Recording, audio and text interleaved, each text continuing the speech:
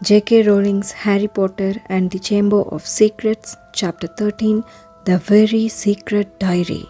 ரெடில் தன்னுடைய நாற்காலியிலிருந்து இறங்கி அறையை விட்டு வெளியேறி நடக்க ஆரம்பிச்சான். ஹாரியும் அவனை பின்தொடர்ந்தான். சுழலும் நகரும் படிக்கட்டுகள் வழியா கீழிறங்கி இருள் சூழ்ந்துகிட்டு இருந்த அந்த நடைபாதையில இருந்த கார்கோயில் சிலை கிட்ட வந்தாங்க. ரெடில் அங்கேயே நின்னுட்டான். அதனால ஹாரியும் அசையாம நின்னு அவனையே பாத்துக்கிட்டு இருந்தான். ரெடில் எதையோ தீவிரமா சிந்திக்கிறாங்கிறத ஹாரியால உணர முடிஞ்சது. ஆழ்ந்த சிந்தனையில நெற்றி சுருங்க உதட்ட கடிச்சபடி நின்னான். அப்புறம் திடீர்னு ஒரு முடிவுக்கு வந்தவனை போல வேகமா நடக்க தொடங்கினான். ஹாரி சத்தம் இல்லாம அழுங்காம அவன் பின்னாடியே போனான். என்ட்ரன்ஸ் ஹாலை அடையிற வர வேற யாரும் அவங்களுக்கு எதிரில் வரல. திடீர்னு அங்க இருந்த பளிங்கு படிக்கட்டுகள்ல இருந்து நீளமான செம்பழுப்பு நிற முடியும் தாடியும் கொண்ட ஒரு உயரமான மந்திரவாதி ரெடில கூப்பிட்டாரு. இவ்ளோ நேரத்துக்கு அப்புறம் நீ இங்க என்ன பண்ற டாம்? ஹாரி அந்த மந்திரவாதியை பார்த்து வாயடைச்சு போய் நின்னான். அங்க இருந்தது வேற யாரும் இல்ல, 50 ஆண்டுகள் குறைந்த இளம் வயது டம்பிள்டோர். நான் தலைமை ஆசிரியரை பார்க்க வேண்டியிருந்தது சார் அப்படின்னா ரெடில். சரி, சீக்கிரம் படுக்கைக்கு போ அப்படின்னு சொன்ன டம்பிள்டோர் ஹாரிக்கு ரொம்ப பரிச்சயமான அதே ஊடுருவும் பார்வையால ரெடில பார்த்தாரு. இப்படியாப்பட்ட நாட்கள்ல நடைபாதையில சுத்தி தெரியாம இருக்கிறது நல்லதில்லையா? அதுவும் அந்த சம்பவத்துக்கு அப்புறம். அவர் ஒரு ஆழ்ந்த பெருமூச்சு விட்டுட்டு ரெடிலுக்கு இரவு வணக்கம் சொல்லிட்டு அந்த இடத்துல இருந்து நகர்ந்து போனாரு. அவர் தன்னுடைய கண் பார்வையிலிருந்து மறையிற வர ரெடில் கவனிச்சுக்கிட்டே இருந்தான். அப்புறமா மின்னல் வேகத்துல நிலவரைகளை நோக்கி போகிற கல்படிக்கட்டுகள்ல இறங்கி வேகமா நடக்க ஆரம்பிச்சான். ஹாரியும் அவனை விடாப்பிடியா பின்தொடர்ந்தான். ஹாரிக்கு ஏமாற்றம் அளிக்கும் வகையில ரெடில் அவனை ஏதோ மறைவான பாதைக்கோ ரகசிய சுரங்கத்துக்கோலாம் கூட்டிட்டு போகல. அதுக்கு பதிலா ஸ்னேப்புடைய போஷன்ஸ் வகுப்புகள் நடக்கிற அதே நிலவரைக்கு தான் வந்து சேர்ந்திருந்தாங்க. அந்த இடத்துல தீப்பந்தங்கள் எதுவும் ஏற்றப்பட்டிருக்கல. ரெடில் கதவை லேசா சாத்திட்டு கதவு கிட்டையே அசையாம நின்னு வெளியே இருக்க பாதையே உத்து பார்த்துக்கிட்டு இருந்தது ஹாரியால அரைகுறையா தான் பார்க்க முடிஞ்சது. அவங்க குறைஞ்சது 1 மணி நேரமாவது அங்கேயே நின்னுகிட்டு இருந்ததா ஹாரிக்கு தோணுச்சு. அவனுக்கு தெரிஞ்சதெல்லாம் கதவு இடுக்கு வழியா உத்து பார்த்தபடியே ஒரு சிலைய போல நின்ன ரெடிலுடைய உருவம் மட்டும்தான். அப்புறமா ஹாரியுடைய பதட்டமும் எதிர்பார்ப்பும் கொஞ்சம் கொஞ்சமா குறைஞ்சது.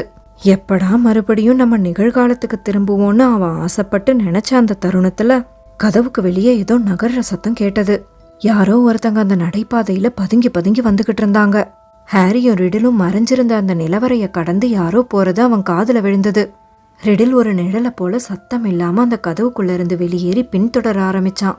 தான் என்ன பண்ணினாலும் யாருக்கும் காதுல விழாதுங்கிறத மறந்து ஹாரியும் நுனிக்கால்களாலேயே நடந்து அவனை பின்தொடர்ந்தான்.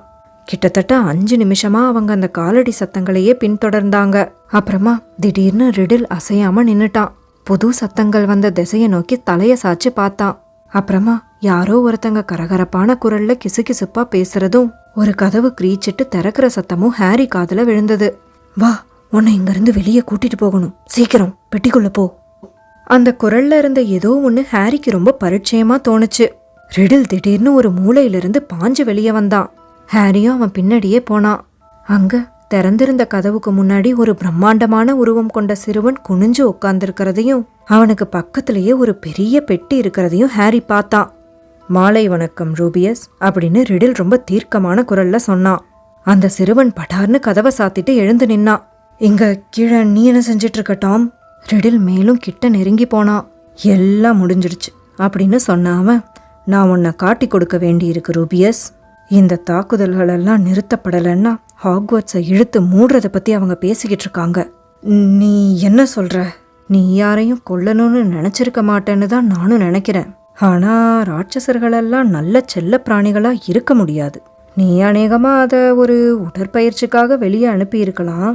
ஆனா அது யாரையும் கொல்லல அப்படின்னு அந்த பெரிய உருவம் கொண்ட சிறுவன் சாத்தப்பட்ட கதவு மேலேயே மேலும் சாஞ்சு பின்வாங்கினான். அவனுக்கு பின்னாடி இருந்து கிளிக் கிளிக்னு ஏதோ விசித்திரமான சலசலப்பு சத்தம் கேட்கறத ஹாரியால உணர முடிஞ்சது. போதும் ரூபியஸ் அப்படின்னு சொன்னபடியே ரெடில் அவனை நோக்கி மேலும் நெருங்கி போனான். இறந்து போன அந்த சிறுமியோட பெற்றோர்கள் நாளைக்கு இங்க வராங்க. குறைஞ்சபட்சமா ஹாக்வர்ட்ஸ் செய்யக்கூடிய விஷயம் என்னன்னா அவங்க மகளை கொன்ன அந்த உயிரினத்தை கொல்றதுதான். அது அவன் இல்ல அப்படின்னு அந்த சிறுவன் கத்தினான். அந்த இருண்ட நடைபாதையில அவனுடைய குரல் எதிரொலிச்சது. அவன் அப்படி செய்ய மாட்டான், அவன் ஒருபோதும் அப்படி செஞ்சதே இல்ல. நீ விலகி நில்லு அப்படின்னு சொன்னபடியே ரெடில் தன்னுடைய மந்திரக்கோலை வெளியே எடுத்தான். அவனுடைய மந்திரம் ஒரு கணப்பொழுதுல அந்த நடைபாதைய ஒரு தீப்பிழம்பா ஒளிர செஞ்சது. அந்த பெரிய சிறுவனுக்கு பின்னாடி இருந்த கதவு எவ்வளோ வேகத்தோட திறந்துச்சுன்னா அது திறந்த வேகத்துல அவன் எதிரில இருந்த சுவர்ல போய் மோதினான். அந்த கதவுக்குள்ள இருந்து வெளிப்பட்ட உருவத்தை பார்த்து காது கிழிக்கும்படியான ஒரு நீண்ட அலறலை ஹாரி அலறினான். ஆனா அவனை தவிர அந்த அலறல் வேற யாரு காதுக்கும் கேட்டதாவே தெரியல. ரொம்ப பிரம்மாண்டமான தாழ்வா ஊர்ந்து செல்லும்படியான ரோமங்கள் நிறைந்த ஒரு உடல், பின்னி பிணைந்த கருப்பு நிற கால்கள், ஏகப்பட்ட கண்கள் மின்னின. கத்தி போன்ற கூர்மையான கொடுக்கினை கொண்ட அந்த உருவம் உள்ள இருந்து வெளிப்பட்டது. ரிடில் மறுபடியும் தன்னுடைய மந்திர கோலை உயர்த்தினான்.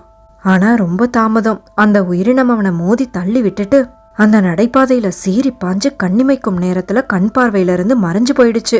அங்கேயும் இங்கேயும் கண் பார்வைய அலைய விட்டு அதை தேடினபடியே ரிடில் தட்டு தடுமாறி எழுந்து நின்னு மந்திர கோலை மேலுயர்த்தினான்.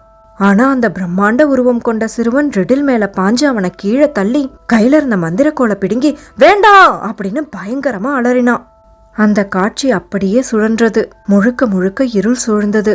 ஒரு பலத்த சத்தத்தோட கிரிஃபெண்டார் படுக்கை அறையில இருந்த அவனுடைய 4 போஸ்டர் பெட்ல கையையும் காலையும் 4 திசையில விரிச்சபடி பொத்துன்னு வந்து விழுந்தான். ரிடிலுடைய நாட்குறிப்பு அவன் வயிற்று மேலேயே திறந்த நிலையில கிடந்தது. அவன் நிதானமா மூச்சு வாங்கி முடிக்கிறதுக்குள்ளேயே அந்த தங்குமிடத்தின் கதவு திறக்கப்பட்டது. ரான் உள்ள வந்தான். நீ இங்கதான் இருக்கியா அப்படின்னு அவன் கேட்டான். ஹாரி எழுந்து உட்கார்ந்தான். வேர்த்து விறுவிறுத்து போய் கை கால்லாம் நடுங்கிக்கிட்டு இருந்தது. உனக்கு என்னாச்சு அப்படின்னு ரான் ரொம்ப அக்கறையா கேட்டான். ரான், அது ஹேக்ரிட் தான். 50 வருஷத்துக்கு முன்னாடி அந்த ரகசிய அறையை திறந்தது ஹேக்ரிட் தான்.